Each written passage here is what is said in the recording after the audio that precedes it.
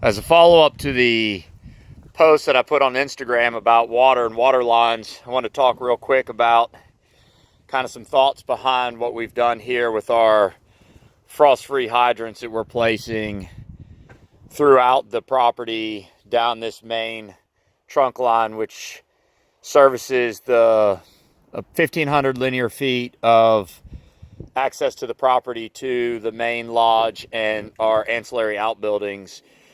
The water has got a shutoff valve that we're going to make readily accessible to every hydrant that we place strategically, so that you can turn them off if they don't need to be used. That way you preserve the life of these hydrants, as well as in case the water line breaks, you can start isolating. If you have a leak or a crack in the water line, you can start isolating out where the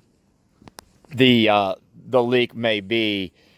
Again, we're going to show you kind of our thought behind what we've done. We've scavenged other people's strategies and tips and tricks for how to set these frost-free hydrants, how to stabilize them, how to access these valves so you can shut them off easily and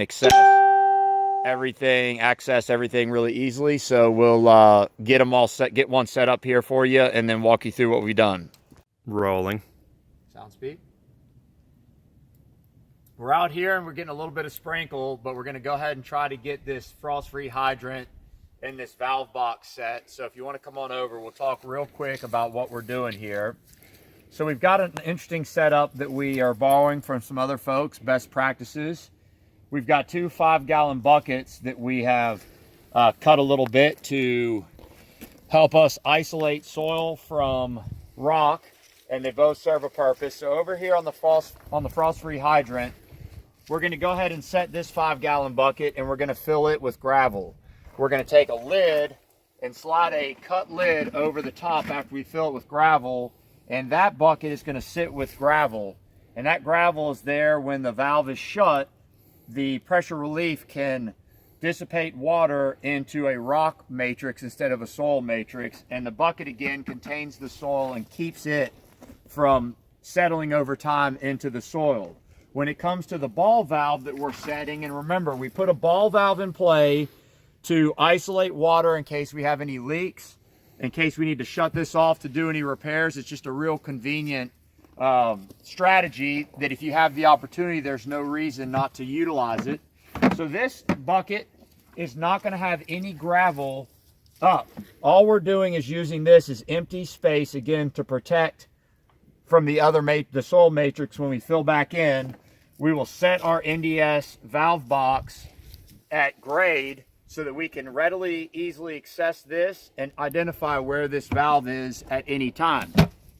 So, in a nutshell, we've got our line running in. We put a 2-inch ball valve for easy shutoff of water control to a frost-free hydrant at a buried depth of 2 feet, which is here in Tennessee below our frost line.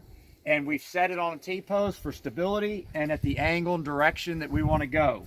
So when we come up with anything more on this, we'll add it to the video. And that's that.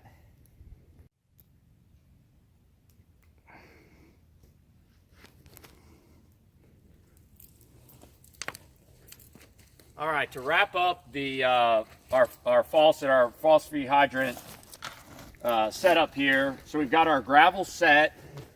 You saw our bucket configuration. We talked about the valve control box. So we went ahead and added additional gravel in to secure the base on not only our hydrant, but also on the valve control box. So this is now set on gravel, so hopefully it won't have too much settle. We'll finish this out with topsoil. But go ahead and get a shot in here inside our control box so we can talk about this really quick. So we talked about isolating out gravel, soil, whatever medium that could come against the wall. We can now reach in easily and adjust the valve control as needed, the ball valve. Then we got our box set right here. Hopefully everything stays out of that. And then we set our lid back in. We can identify where that is for quick emergency response.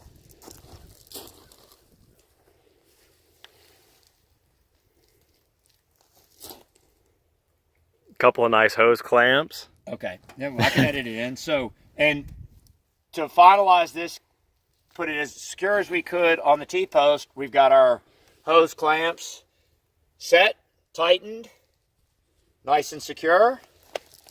Now we're ready to fill it in and call it a job.